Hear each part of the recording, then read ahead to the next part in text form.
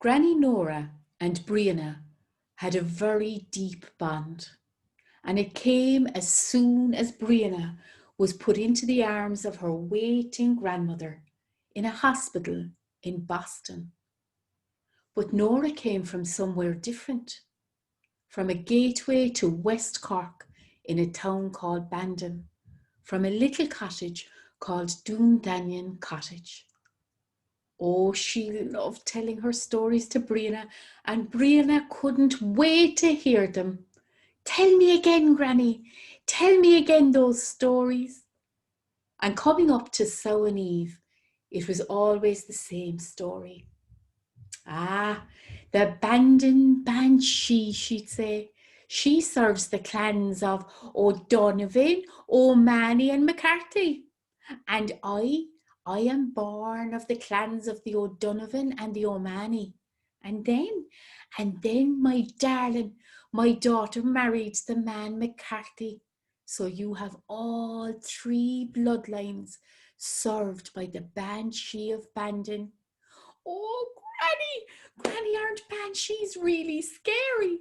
Nobody likes banshees.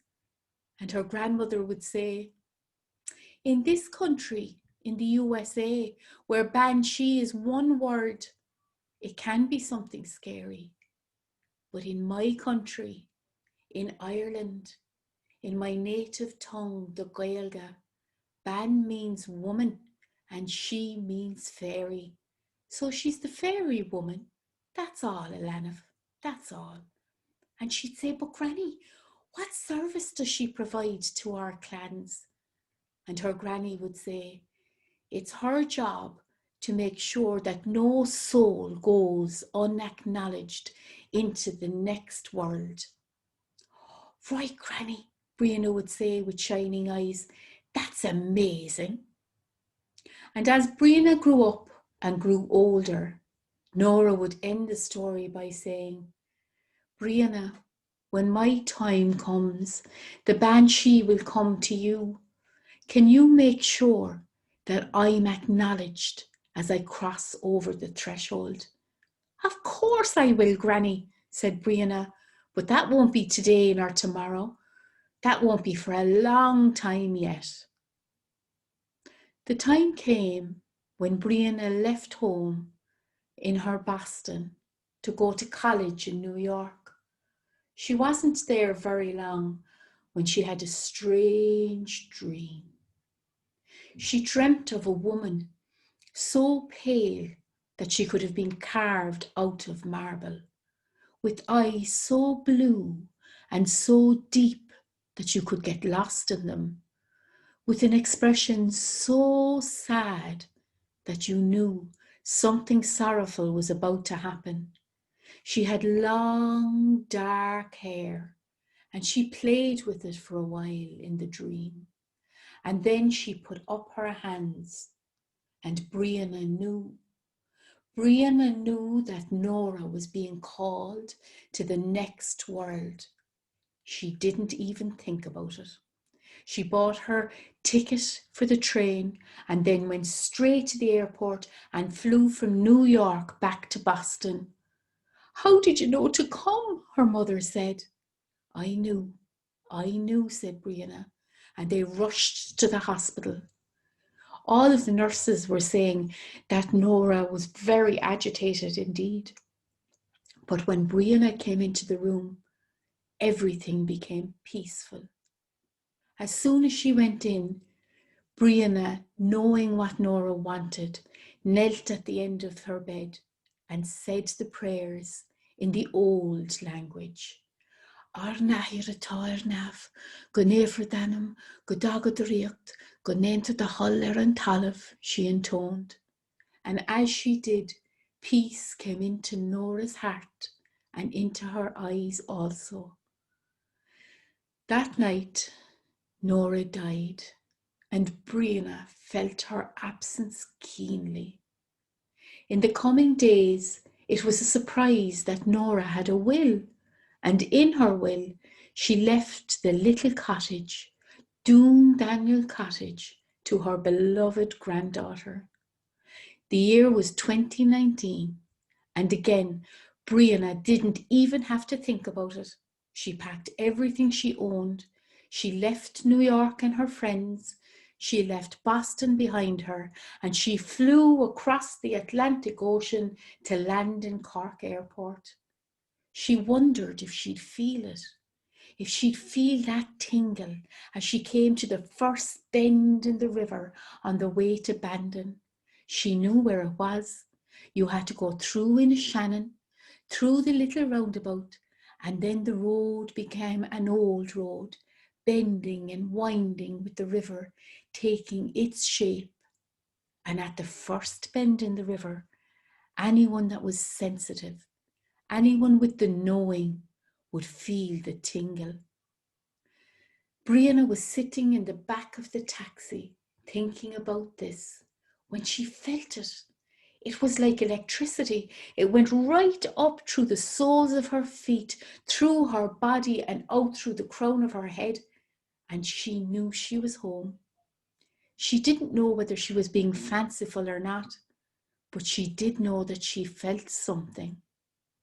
She was locked down now in Doon Daniel Cottage, but it didn't feel hard for her. She felt close to Nora here, almost as if she could hear her whisper. She felt held by her here. She felt the pace more slow and more comforting than she had been used to. And once a week, she'd travel into Bandon to shop there.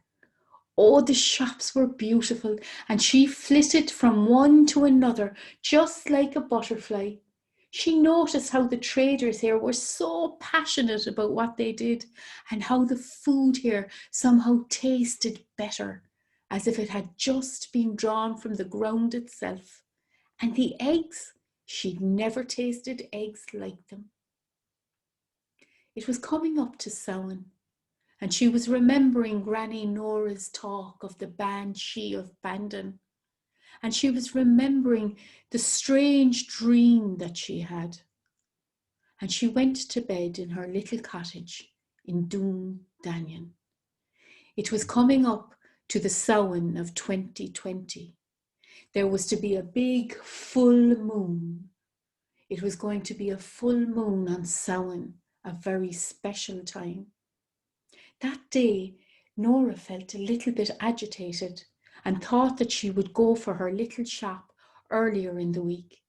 She got into her car and went to Bandon, went to the shops, and she did feel better, put everything that she bought into the boot of the car, and then decided that she would go for a walk along the river towards Bandon Bridge. And as she was walking, she was thinking about Granny Nora's words and how the banshee of Bandon was a bridge between the realms, between the fairy world and this world. And then she saw her sitting up on top of the bridge, the beautiful woman with the pale skin and the long dark hair, and she combing her hair there, right in the middle of the day in Bandon, and all the people passing, taking no notice at all. She tried to call out to the woman on the bridge, but her voice wouldn't work. So she kept the woman in her sights and moved closer and closer to her. But just as she got to the bridge, the woman disappeared. "What is she trying to tell me?" she said, and her spirit was very disturbed. She got into her car and drove the few miles back down to Doon Daniel Cottage. She felt better around her own table. She thought of spreadsheets and deadlines and her boss in New York. And she looked out into the garden and saw the cat crossing the grass. And she felt that it must have been some fanciful thing, that she was moving too fast, that she must slow down. And she put the woman with the white skin and the beautiful blue eyes and the dark hair out of her mind. She got into bed that night with her hot water bottle, hoping for sleep. But sleep didn't come. The agitation mounted in her. And eventually she thought, I'll have to go back to that bridge again to see if the woman is there. So she pulled the shoes on over her pajama legs, and she put on a coat. She got into her car and she went down the road towards Bandon town, towards the Bandon bridge. When she got there, she hopped out of her car, and it was like as if by appointment the banshee was sitting up on top of the bridge of Bandon, combing her hair and looking sorrowfully at Brianna as if she had been kept waiting. Who are you and what do you want? Said Brianna, having recovered her voice. The banshee looked at her as if you should know what I want, and why have you kept me waiting? But she said no words. Not one word was uttered between the two of them. And then the banshee rose with elegance and put her feet on the bridge of Bandon. But Nora noticed that there was a little space between her feet and the ground, for she was not of this realm. She was the bridge between two realms. Then she started to walk lightly down the road, and Brianna fell into step behind her. The banshee of Bandon was leading her up the steep hill towards the old Protestant church, and then onwards to a place known locally as the Shambles. But it looked different somehow. It looked as if it was from another time, that it was newly built. And then Brianna remembered what Nora had said about the banshee being a bridge between the realms, a bridge between the time, a bridge between myth and legend. And it was as if she was trying to let her know that something had happened here, but she did not know what had happened. Then the banshee turned around and started to walk again down the hill.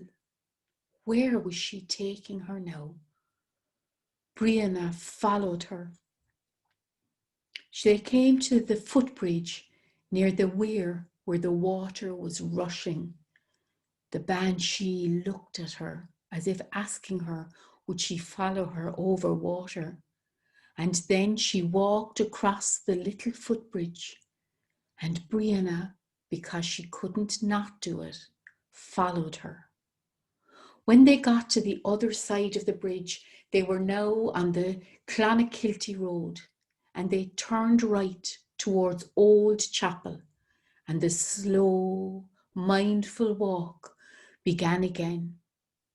It wasn't long until they came to the water wheel, where they turned left towards Kilhassan Chapel and its little churchyard. It was the dark of the night now, lit only by the big moon. There wasn't a car on the road. There wasn't a creature stirring. And the banshee continued her walk into Kilhassan Chapel, followed by Brianna. Brianna sat on the little altar and looked out the back of the church as the banshee made her way down to the back of the little stones that pushed up through the churchyard, but like so many broken teeth. She looked at Brianna, and Brianna began to understand. There were souls here, the souls of children.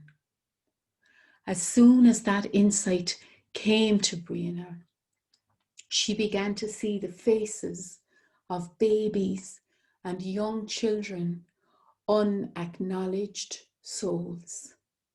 The banshee began to grow.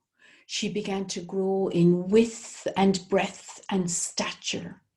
Her face changed from the beautiful woman into a wizened, sad, angry being, so large now, so wraith-like.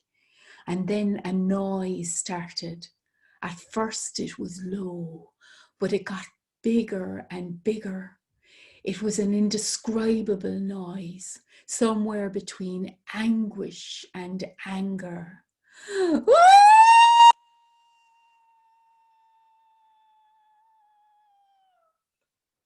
Went the noise, and the blood in Brianna's body ran cold. These children need to be acknowledged, she said. And then she knew that she was a brick in the bridge, in the Banshee Bridge of Bandon. She would have to let the people of Bandon know that these souls needed to be acknowledged, must be acknowledged for there to be peace in this place. So on Samhain Eve, from now on, she invites the people of Bandon to take the walk of the Banshee, to arrive in Kilhassan Kirkyard, to light the candles and to acknowledge the unacknowledged children that are buried here.